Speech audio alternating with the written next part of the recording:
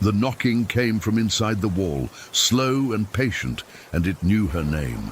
Anna sat up in the borrowed silence of her new apartment and counted the beats. 1, 2, 3. A pause, like someone holding their breath. Then again. Each knock folded into the plaster like a message. She pressed her palm to the cold wood of the headboard and listened.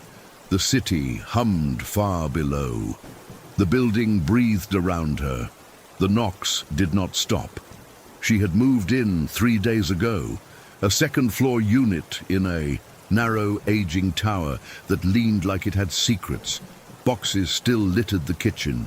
The microwave hummed an uneven tune. The neighbors were quick with half-smiles and longer stories. The landlord's son, thin, nervous, had warned her about the old boiler. He said nothing about the knocking.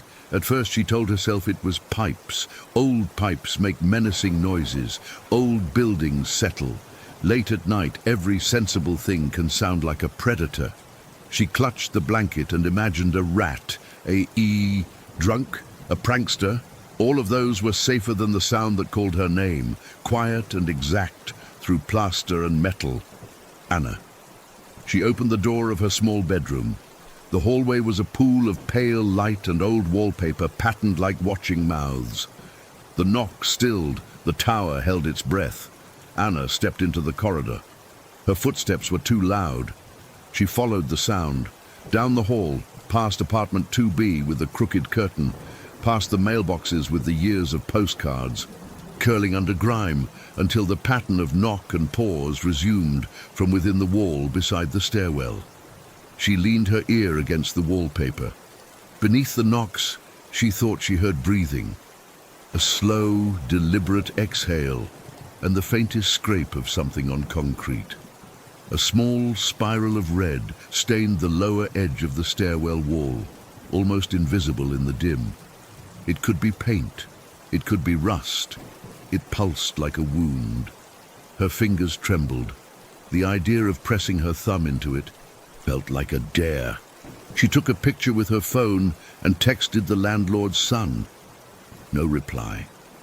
The knocks became a mantra while she waited, singular and increasing, like a clock counting down toward nothing she could name.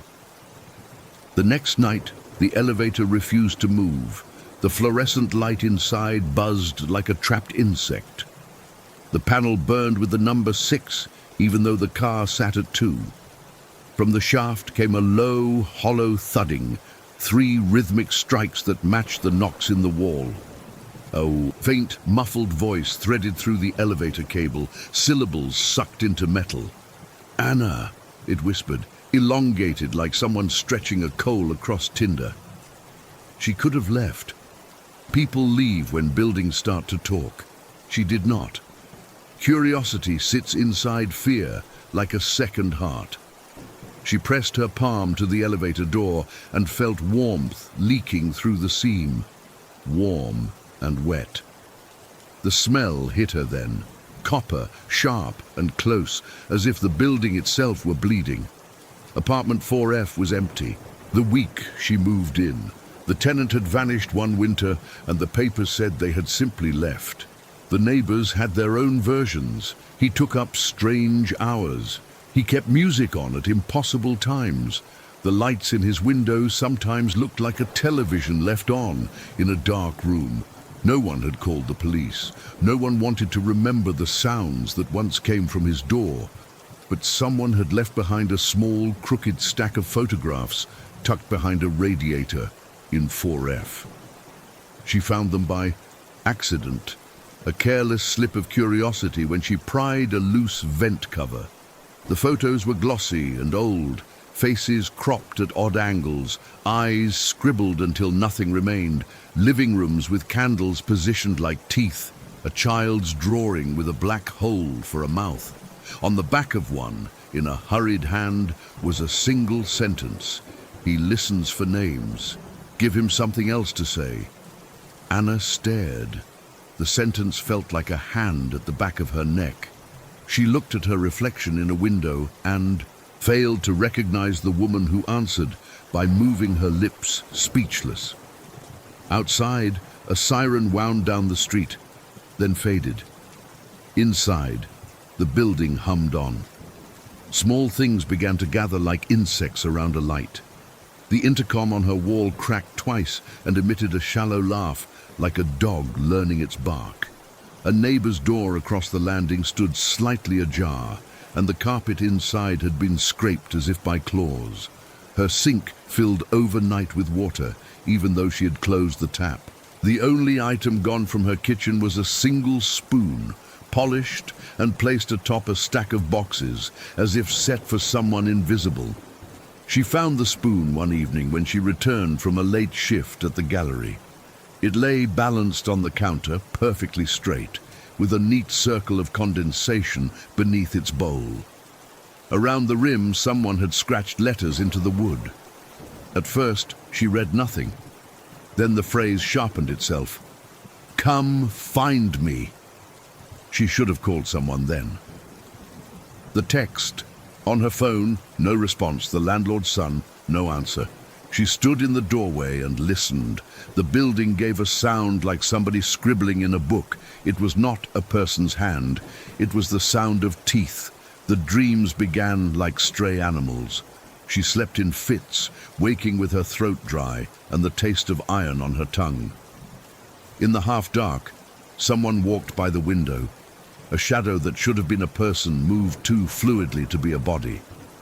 Once she checked the camera on her phone and caught nothing but a smear of motion that curved like a smile. She started leaving lights on in different rooms to test where the shadow moved. Each light left a new imprint on her skin the next morning, a thin bruise like the outline of a finger.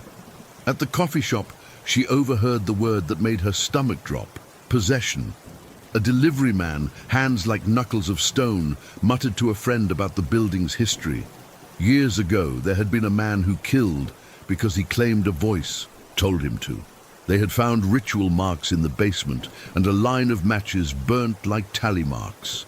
They said they buried the evidence. They said the killer had left. They said the building had good bones.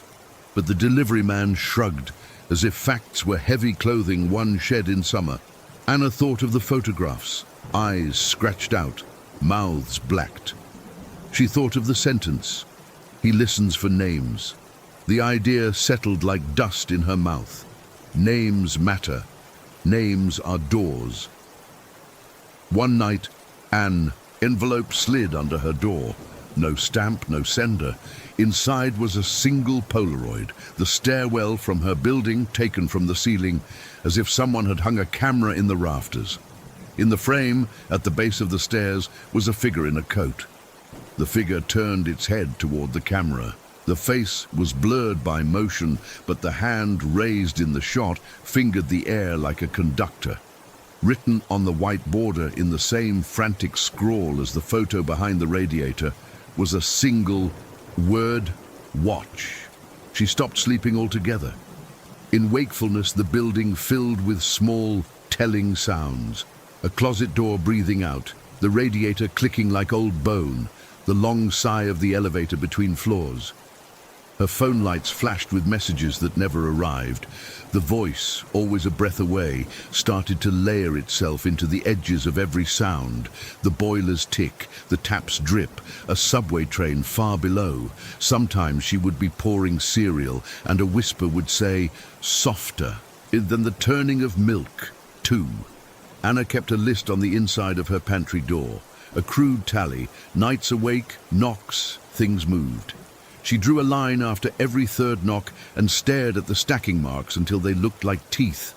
The list made her feel rational, like someone who could measure madness and thereby control it. But the knocks kept counting down whether she looked or not. One afternoon she descended to the basement to look for the landlord's boiler room, intent on at least speaking with someone who might answer why the building seemed to hum with voices. The basement smelled of old paper and damp, sulfur and mildew, and the faint sweetness of something burned. Piles of tenants' forgotten items sat in corners: a bicycle with a flat tire, a couch wrapped in plastic like a corpse. The door to the old janitor's closet was latched with a chain that someone had forced aside. Inside, Someone had written on the wall with what looked like charcoal, "Names make a home." Below that there were rows of dates, names thin and cramped, and a series of tally marks that matched the pattern she had been tracking on her pantry door. The list began years ago and marched forward, the handwriting changing, sometimes neat, sometimes frantic. At the bottom, the latest entry was fresh, scrawled in haste, the ink still tacky. Anna. Next. Her vision tunneled. The heat rushed into her face. She had not written her name. She had never allowed her name in such a place. The world tilted. The basement tilting with it like a ship in a storm. She fled back up the stairs like someone being chased by water. She slammed the door to her apartment and locked it. She shoved a chair under the knob and sat, breathing and listening. For a moment, utterly exhausted, she let herself think the worst was over. The list, the tally marks, the photos, all of it could be explained. Men with obsessions, lonely towers, the way stories grow in the dark. She tried a slow, careful laugh, and the laugh in the apartment answered with a different rhythm, longer and wrong. Then something threw itself against her front door, a dull, bone-splintering crash that rattled the frames. 10 seconds later, there was a knock, 3 quick raps, then a pause, then a single, slow thump. She moved to the door and peered through the peephole. The hallway was empty.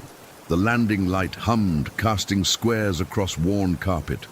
At her feet, the doormat had been rotated so the worn pattern faced the wall. She stepped onto the landing, and the smell of copper greeted her again, stronger. It settled over her like lightning. On the opposite wall, someone had left a message, written in the same charcoal as the basement. "Don't be quiet." In the center of the inscription, a neat circle of damp, like someone had pressed a palm into the plaster. Inside the circle, faint and smeared, were 3 words, not written, but carved. "We want names." Anna made a plan. If names were pieces of the architecture, she would break one. She recorded herself that night, phone on a stack of boxes, voice barely a whisper. "This is Anna. I live at 5C. I am not you."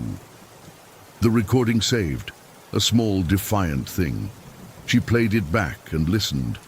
Her voice sounded small and far. In the background, beneath the hum, a voice breathed her name again. Only this time it was not spoken. It was formed by a shadow folding, the negative space of a syllable. The sound the phone captured was not a voice at all, but a pressure, an impression left on the air like a handprint. She began to see glimpses of motion in reflective surfaces, a smear of someone moving behind her reflection, or the shape of a coat crossing the hallway behind a window pane. Once, when she checked the door to 4F, the peephole was warm. She pressed her ear to the keyhole and heard, like a faraway radio, a lullaby warped into screws and nails. The melody had teeth. The building had a rhythm. It was an ancient metronome that beat for something older than people. The disappeared. Man had been a conduit, the delivery man said, looking at his coffee as if the words burned his tongue. The deaths had not stopped the building. They had fed it and taught it. Whoever or whatever listened for names used them like tuning forks.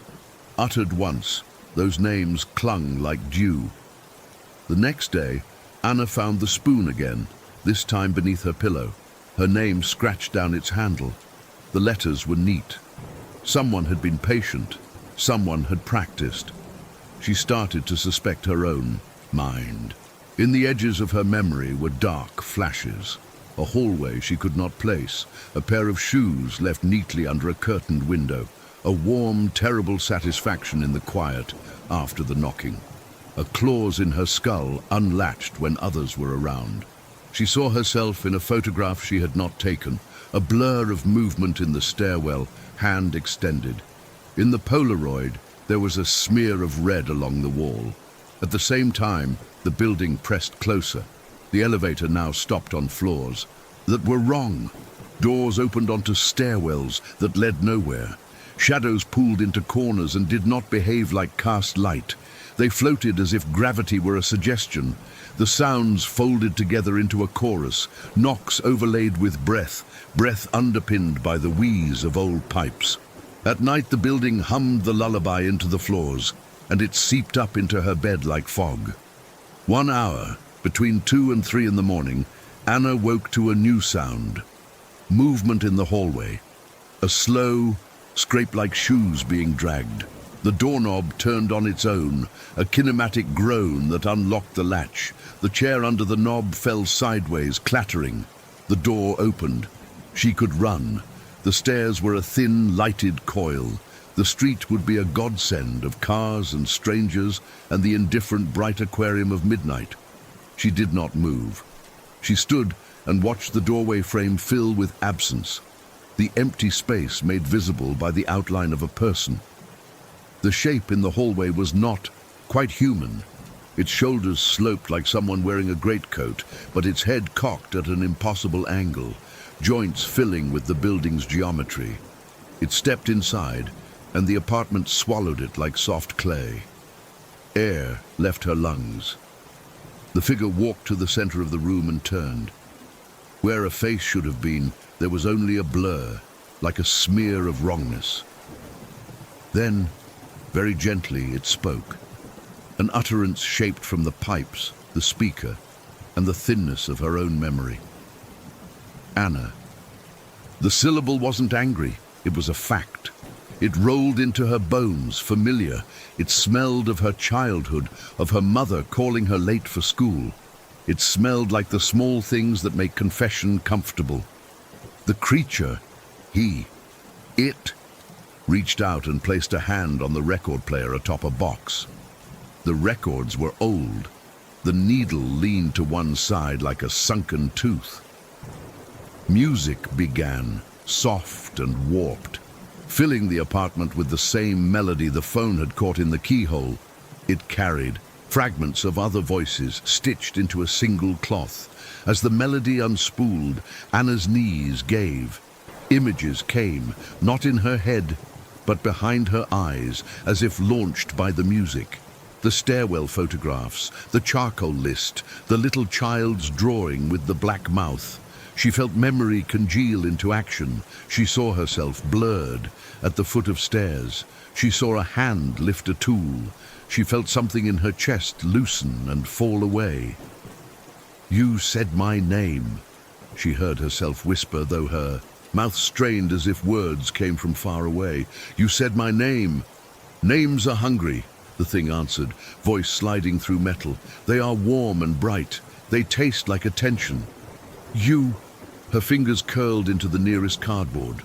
Her nails tore at corrugated paper. A photograph slid free of a box and fluttered. It landed face up at her feet. The image was of a man in a thin coat, smiling with too many teeth. Behind him, blurred, were tally marks. The man's hand was upraised. AI, conductor, mid-beat. "No more," Anna said. The sentence tasted like a plea. "You cannot stop what listens," the voice said. "You only feed it or become more like it." The thing tilted its head. "You brought me your name." She did not know when she had whispered her name into the dark, or how many times she had said Anna aloud to test the echoes. Names had been dropped like crumbs.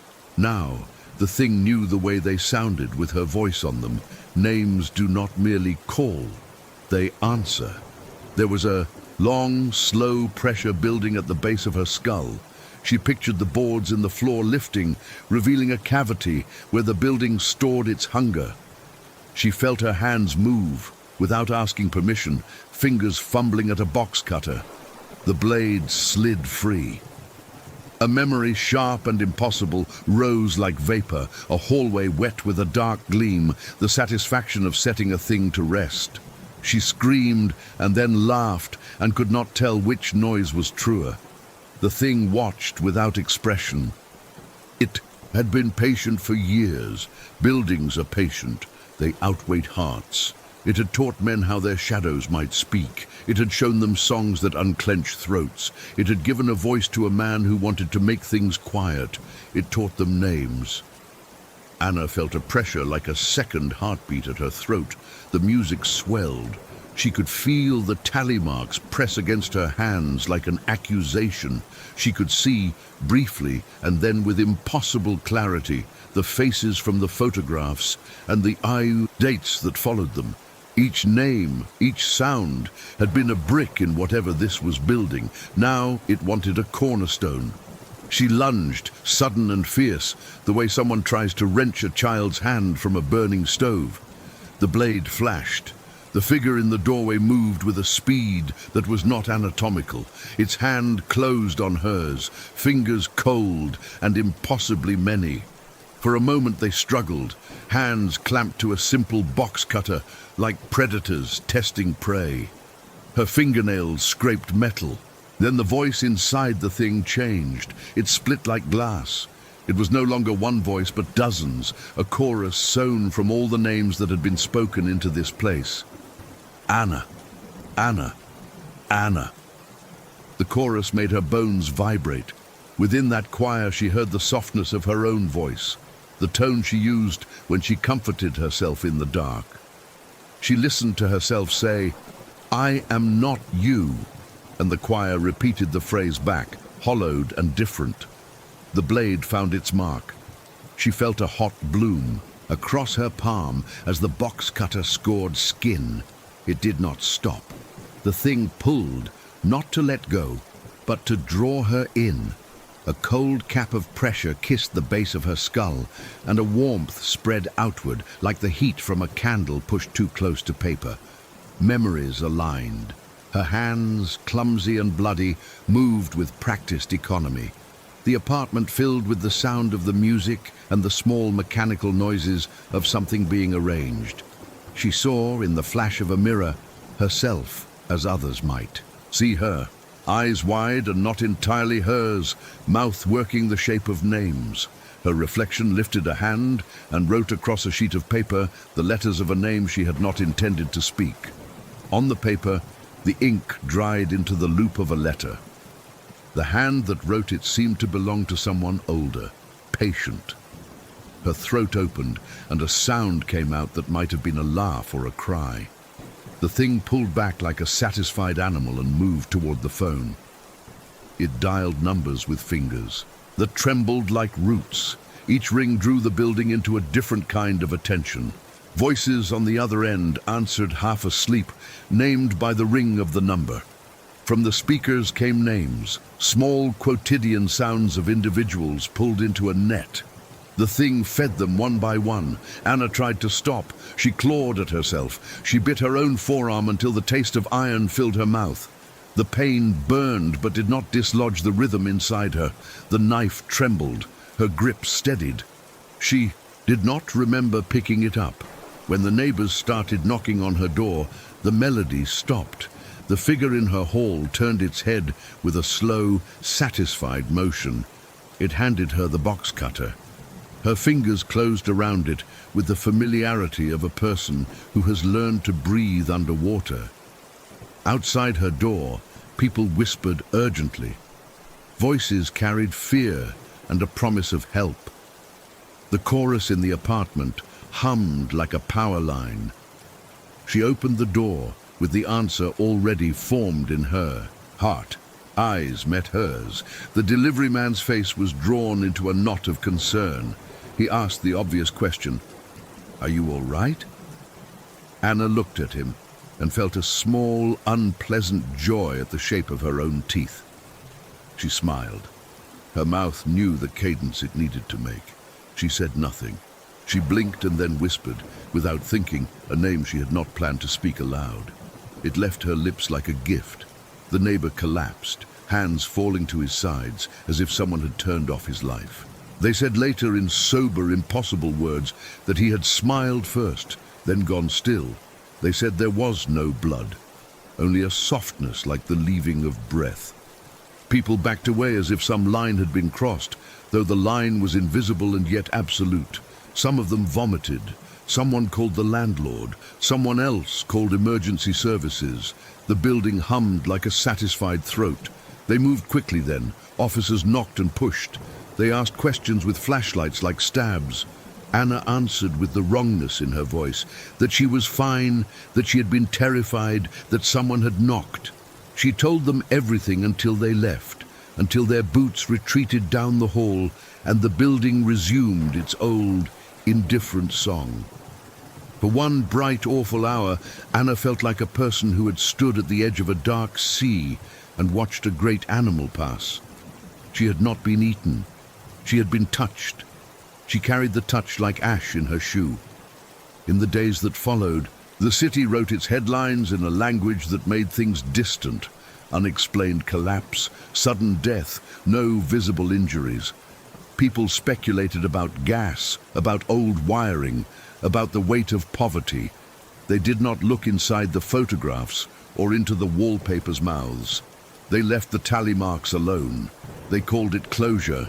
The building took their offers like pebbles.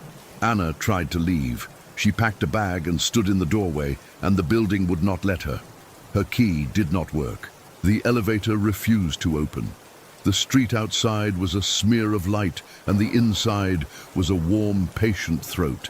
It promised an end if she stayed, promised a quiet after the counting. Her name, when she said it, fell like a bell and shaped the air. It was now a small, bright thing that could be passed. She realized in a long, slippery moment that the possession was not a crown placed on one man and removed. It was a houseplant passed from hand to hand. Names were the water. Attention was the soil. The building needed tongues as much as lungs. On the third night after the neighbors knocked, Anna climbed to the roof.